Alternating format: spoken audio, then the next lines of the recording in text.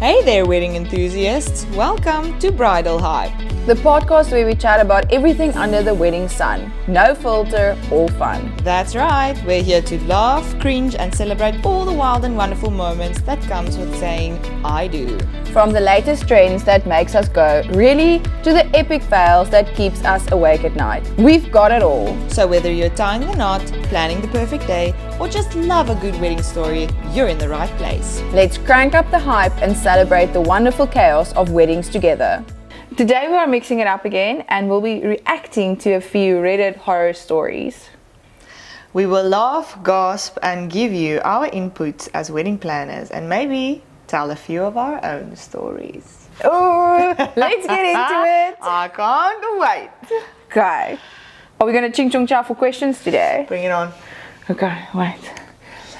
Ching chong chow. Oh, I won! Yes! No, I won! What do you want to go again? Best out of 3, but it's fine. No, next time. Okay, cool. Bride late or groom late? Bride late, 100%. Okay. Open bar or cash bar? Cash bar. Okay. DJ or live band? DJ. BMW or Porsche? Ah, BMW. Ah! I like those.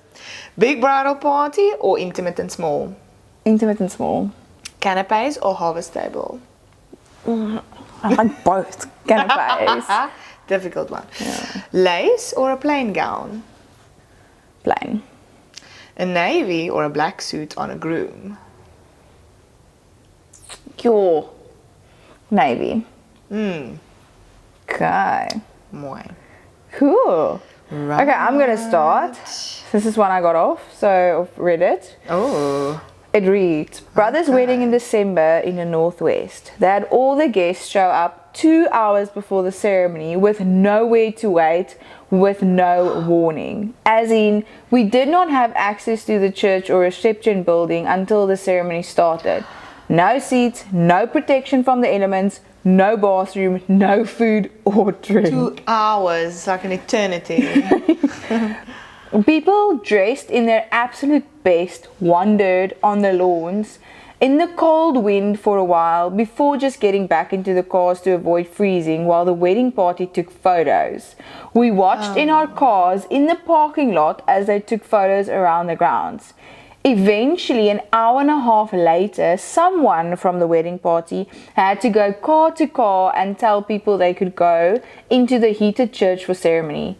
Some left instead. I would as well. Yeah, I would too. Flipping out. The bride's side is from money, so a lot of the guests were pissed beyond reason and spent their time looking for a manager and spreading hate and discomfort.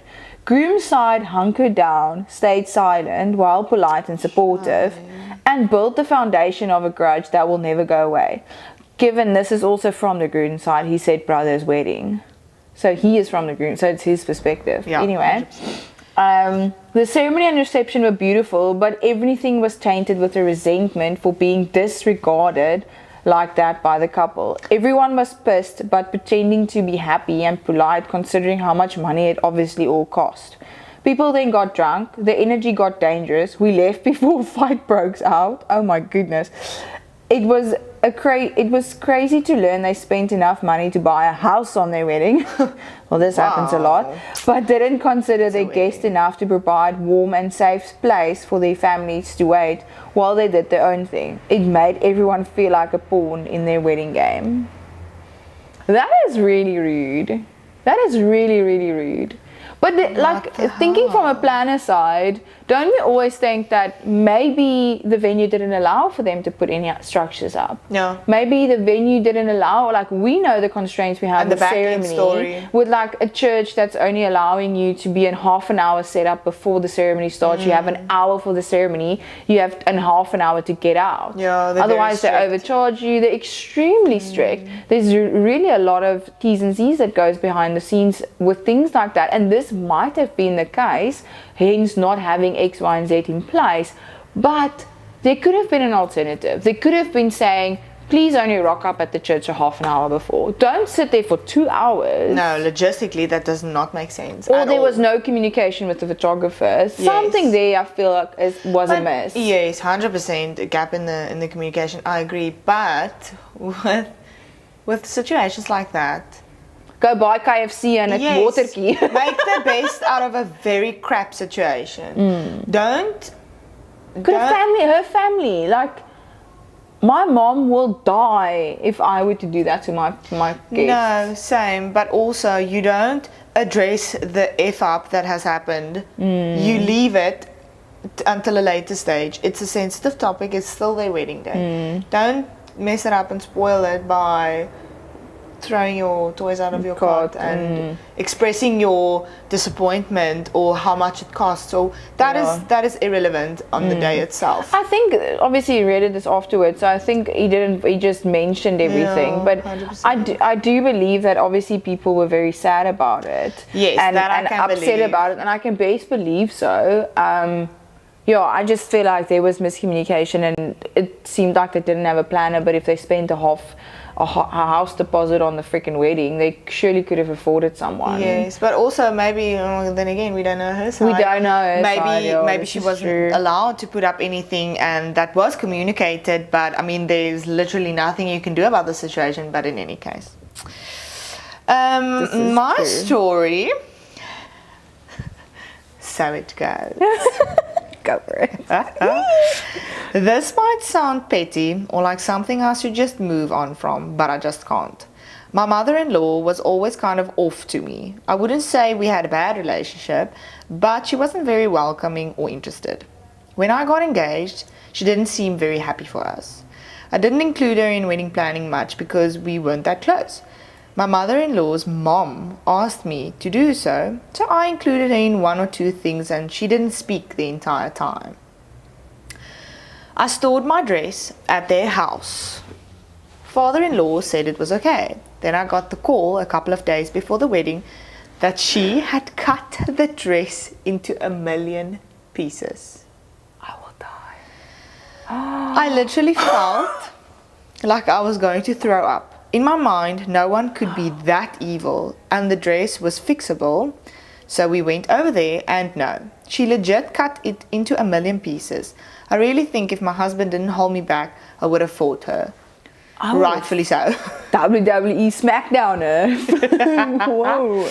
We still got married, but I had to wear a cheap replacement, and I couldn't stop crying the entire morning, so it was ruined for me. My mother-in-law said she did it because she didn't get a wedding, and because she never got her turn and nothing was ever about her, that's why she cut the dress up. She didn't seem to feel that bad. She seemed kind of in shock that she had done it, but no remorse. Trigger warning. The day after she did it, she attempted suicide and I was brought to the hospital. She got a 30-day inpatient, and I don't know details, but her dad was arrested because of something she said. Father-in-law was also taken in for questioning but released, and she filed for divorce the day she got out. Mother-in-law and I are pretty much at no contact, but I occasionally see her at family events. She apologized once, but didn't seem sorry, and when my husband said he didn't want to talk to her, she didn't seem to care.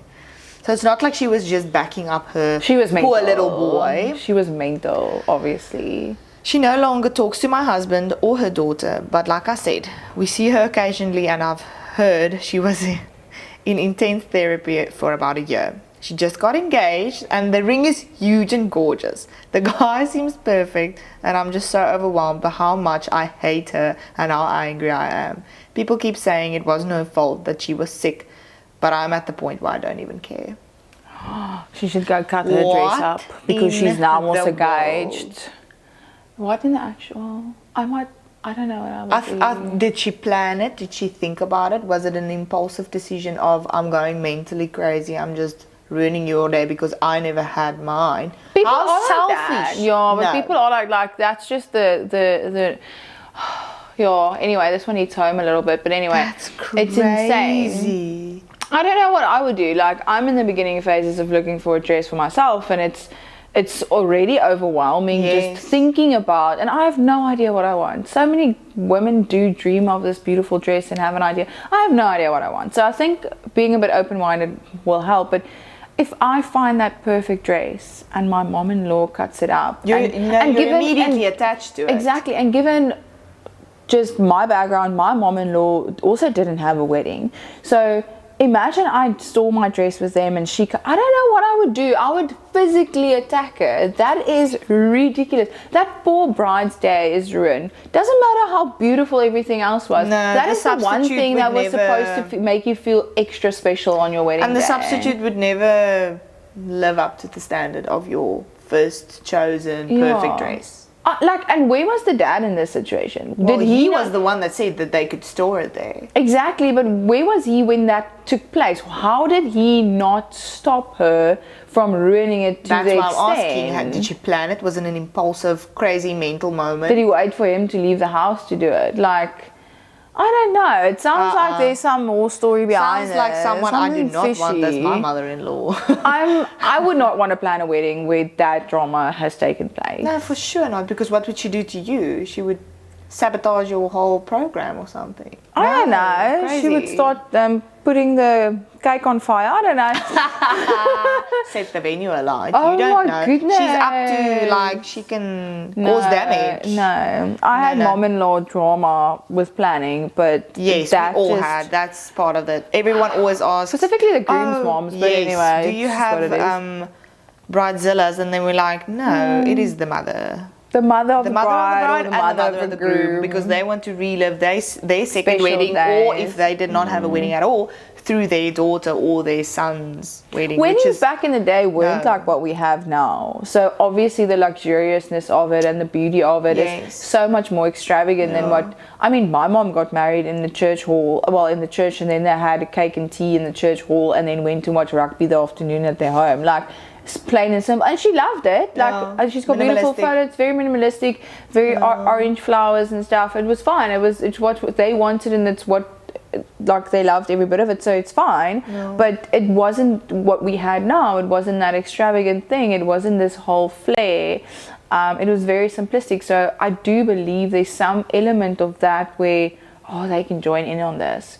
But It's come not on, your day. beat Back off your off. come beat off the bride and the groom's No, energy. come Like, on. just take that energy and see where you can be involved. Like, if they're involving you with it, give your opinion, but be subtle about it. It's still their day. And Like, honor be them, respectful. honor them and grant them the opportunity to have a special moment and a special day. Regardless if you had one or not, it's not about you. The focus point Definitely. is on the couple, point blank, stop. Full Definitely. Anyway, so the next one, I wasn't involved with this, but I've heard this story so many times, and it was extremely funny. And to this day, I can't believe this actually happened. But it was a planner. She was actually one of my lectors. I love her to bits. She's not a planner anymore. She's full-time mom and entrepreneur, so she's doing great for herself. But she told me about the wedding that they had in this culture. Everyone in the community feels like they can attend the wedding. Whether So, you received an invite or not, they hear from a friend, and every grandma's auntie and uncle and niggie and neefie sorry, can go. doesn't work like and that. everyone pitched for the ceremony. Like, it was 180 guests that pitched. It was only 100 that was invited. So given the fact that we plan all our decor, all the chairs, everything, you work sit there on and the you, quantities, and we work on- might have 5 extra, Yes. but no more. There's always a little bit of extra just to cover your bases, but there's never 80 extra. Never. Why Like maybe would you- 5 to 10 Yes. at max. Maybe you've ordered 120 because that might have been the original The guest initial amount. But guest count. regardless of that, there's never so many extra. No. Not even considering food. Like caterers, how many they also have always enough like prep for like. But they are the most important element and aspect to take into consideration when we are discussing numbers and quantities. Exactly. Because I mean, if you have to feed 100 mouths and now And now it's almost 200. It's almost double. Like, no, yeah. there's no way. Anyway, so because of all of that and all of that constraints, what they did is they said, okay, people can stay for the ceremony, and they took chairs from inside the reception and they put it Okay. outside with the ceremony, which was fine. Everyone stayed for the Compensating ceremony. They for- saw everything. Well, they had to wait for the bride to discuss the situation with the bride and groom, and she wasn't there yet. So anyway, did the ceremony was done, everything. Afterwards, coordinator had to pull the couple and be like, look, we have a problem. There is literally not enough food or seats to accommodate these people. Do you even know them? Do you even know all of these people? And they said they do understand the situation. They will assist with it, but can they first go take the photos and all of that? We will not let everyone into the reception. Fine. Caterers made a plan with regards to the canopy. Luckily, it was like a live food station. We had a harvest table. There was enough canapes to go room around. There was for- definitely a few people that did go a bit more hungry than others, which is they could deal with that. They didn't have a given the long. They didn't have a long circumstances. photo session, as far as I know. I think the canapes were like an hour, so it wasn't like an hour and a half, almost 2 hour thing, which was fine.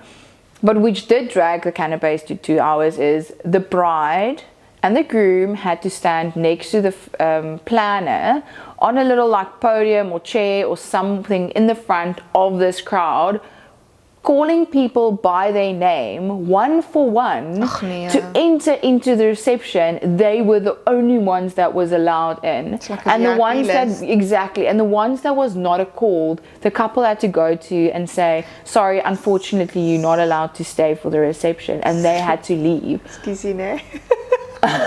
I'm sorry, you didn't make the cut. Show me your invitation. Oh no, not allowed. Bye, Felicia. Goodbye. That's so like. Luckily, the couple pitched up and be like, "Cool, yes, we'll help." Yes. Sometimes we just put in that situation. You need to deal with it. Yeah, because this is my wedding day. I'm occupied. Obviously, we do respect that. We never go to a couple with a problem.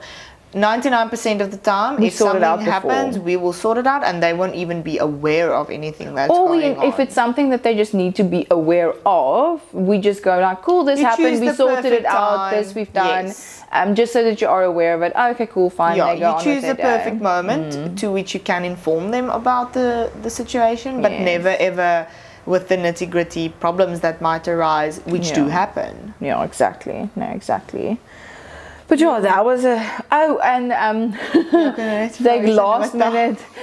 last minute, sorry, with that one as well. They bought some KFC extra to accommodate some of the guests that just refused to Come leave. on, that's a slap in the caterer's face. They had to. The caterer, chef they and a actually caterer sent some now of the being students. substituted. Well, they With gave them the KFC. KFC outside on the veranda. No. They sat on the lounge furniture in the pre-dinner drinks area because they just refused to leave. Then I actually also have one real life story that Ooh. shocked me to my absolute core. Do tell. I was first year, and we had to do our practical hours where you had to wait at different events and mostly weddings. So I wasn't at that one. I don't. I wasn't the think manager at that one. No. it Maybe was- Rishon. Yes, it was Okay. Rishon. What a guy! Oh. Absolute champ. May you have the best time wherever you are. I think he's in Dubai. Yeah, I think living he's his still best life. Must be nice. Still. Anyway, so We'll go we visit him one day. Yes, we should make a trip via When we travel. wink, wink. So we obviously got into the staff shuttle bus and we drove all the way to Worcester.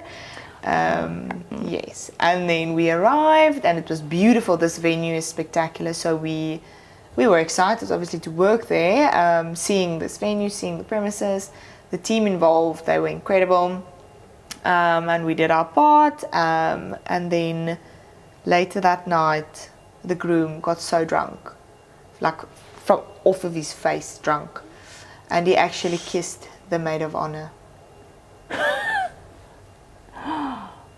Cheated on his wedding day. Wedding night. Oh And we my saw goodness. that, and then the mother of the bride, she saw the whole situation. No. Yeah. Oh, that's terrible. What the hell do you do?